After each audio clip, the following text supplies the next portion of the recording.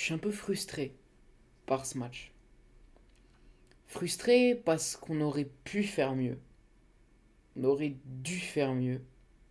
Et au final, en fait, on perd avec les honneurs. On n'a pas démérité, mais on n'a pas assez proposé offensivement. On aurait pu, à plusieurs reprises, essayer de loin, essayer de tirer de loin au lieu de toujours vouloir construire. On sait qu'on a Haralson qui a une bonne frappe de loin. On sait que Baker a une bonne frappe de loin. On sait que Cabella, une fois de temps, a un éclair de génie de loin. On a des joueurs capables de tirer de loin, même Benjamin André, et on n'a jamais utilisé l'option de la frappe de loin dans ce match. Sinon, honnêtement, Liverpool mérite cette victoire. Il la mérite largement même. Honnêtement, ils ont dominé le match. En tout cas, en termes d'occasion, ils ont largement dominé le match. Au final, nous, on doit avoir 5 ou 6 tirs alors que Liverpool en a au moins le double. Et si on ne perd que 2 buts à 1, c'est aussi grâce à un énorme Lucas Chevalier. Il a sorti quand même de belles frappes de Chiesa, par exemple. Donc on aurait pu faire mieux. Mais après, le score n'est pas volé par Liverpool. Liverpool a sorti un gros match. Liverpool, en première mi-temps, nous a endormis. Et en deuxième mi-temps, a vraiment développé un jeu offensif de ce qu'on attend de Liverpool. On a été venu pour essayer d'aller au moins chercher le nul. On n'est pas passé loin, mais on a manqué un peu de réalisme. On a manqué un petit peu d'agressivité, de volonté d'aller marquer, en fait. On sentait que les joueurs avaient peur de prendre des buts. Sauf qu'on voit bien qu'au final, on a eu peur de prendre des buts et on en a pris quand même. Donc il aurait peut-être fallu tout simplement ne pas avoir peur de prendre des buts, se dire qu'être aussi haut dans une Ligue des Champions, que ça arrive qu'une fois peut-être en 10 ans, quand tu t'appelles le LOSC, et tout donner. Tout donner. Une action, tu tires, tu t'en fous. Tu tires. T'as une fenêtre de tir, tu tires. Haralson, par 2 fois, il aurait dû tirer de loin. Et il l'a pas fait. Alors après, peut-être que c'était les instructions de Bruno Genesio, je ne sais pas, je ne suis pas adjoint de Bruno Genesio, donc je ne sais pas tout ça. Peut-être que Bruno Genesio avait demandé à ses joueurs d'uniquement attaquer en construisant. Je vais peut-être directement passer aux notes du match, parce que c'est quand même l'un des trucs les plus intéressants à donner. Lucas Chevalier, honnêtement, je ne peux pas lui donner 10, car il a pris 2 buts. Mais je ne peux pas lui donner autre chose que 9. Parce que Lucas Chevalier, sans lui, on en prend peut-être 3, voire 4. Honnêtement, il a fait un match héroïque, notre Lucas Chevalier. Donc oui, il mérite largement cette place en tant que pilier de ce match où, au final, on fait quand même 2-1.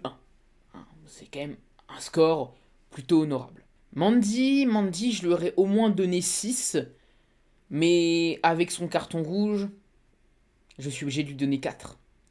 Parce que Mandy, il a flingué les possibilités de l'équipe. Même si c'est après le carton rouge qu'on marque, on aurait au moins mieux tenu défensivement à 11 contre 11. Diakité, pour moi, la charnière Diakité-Alexandro mérite la note de 6 sur 10. Ils n'ont pas été exempts de tout reproche, mais en globalité, les deux ont été plutôt corrects. Gabriel Gudmundsson, 5. Honnêtement, on l'a pas vraiment vu dans le match. Il a essayé des choses, mais il a été trop régulièrement brouillon et logique qu'il sorte en réalité au profit d'Ismaili. Baker, 3. Un match à oublier. Sûrement le pire match qu'il fait au LOSC depuis le début de la saison. On l'a quasiment pas vu, il a essayé des choses mais n'a jamais été en réussite. Et au final, sa sortie est plutôt logique. On n'allait pas laisser sur le terrain un joueur qui ne s'en sortait pas avec ses partenaires. Rémi Cabella, je lui donnerai 7. Certes, il n'a pas joué l'entièreté du match, mais c'est peut-être l'un des seuls qui a le plus réussi à apporter du danger, à faire des retours défensifs et à aider l'équipe, que ce soit défensivement ou offensivement. Il a été régulièrement dans les attaques du LOSC, que ce soit pour démarrer les attaques ou pour essayer de les conclure. Haralson, 7.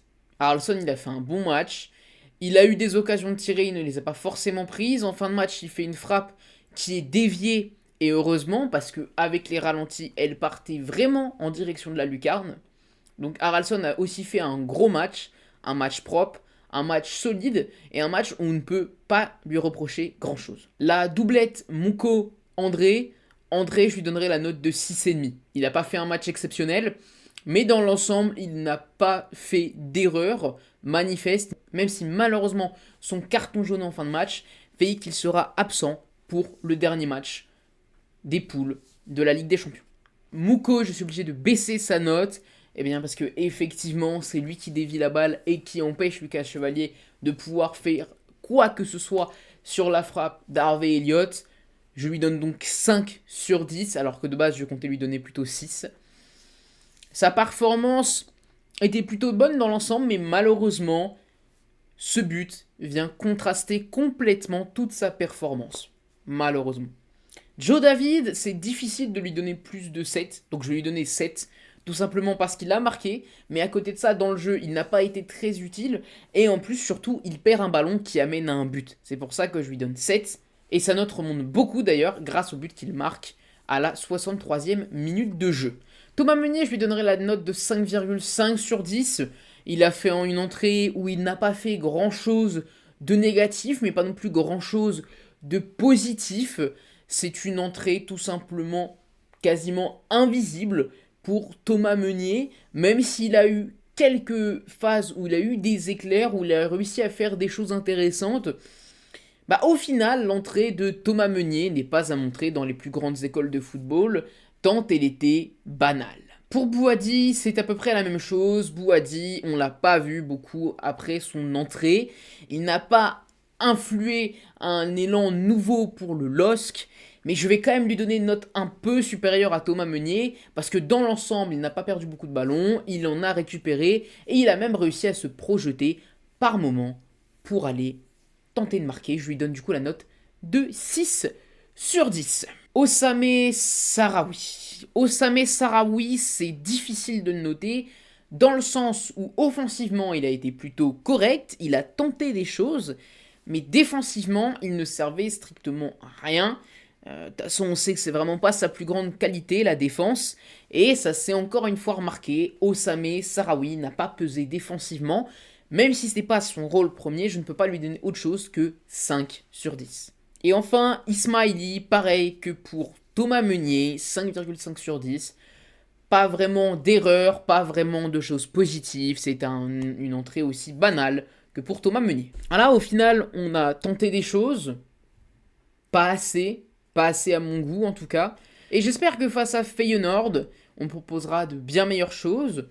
Car si on gagne face à Feyenoord, on peut potentiellement se qualifier directement en étant dans le top 8, ce qui serait quand même une très bonne nouvelle vu qu'on a déjà les barrages de la Ligue des Champions dans les jambes. Je ne suis pas complètement déçu du match, je ne suis pas déçu de mon équipe qui a proposé un très bon football, mais un petit peu quand même déçu du résultat final, car je pense qu'on aurait pu largement proposer mieux et peut-être aller chercher au moins un match nul.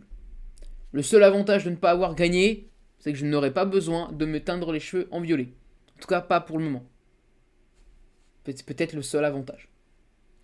Voilà, j'espère que la vidéo vous aura plu. Si c'est le cas, n'hésitez pas, comme d'habitude, à liker, commenter, partager, vous abonner à la chaîne. Je vous dis à très bientôt, les amis. C'était Nats et ciao l'équipe.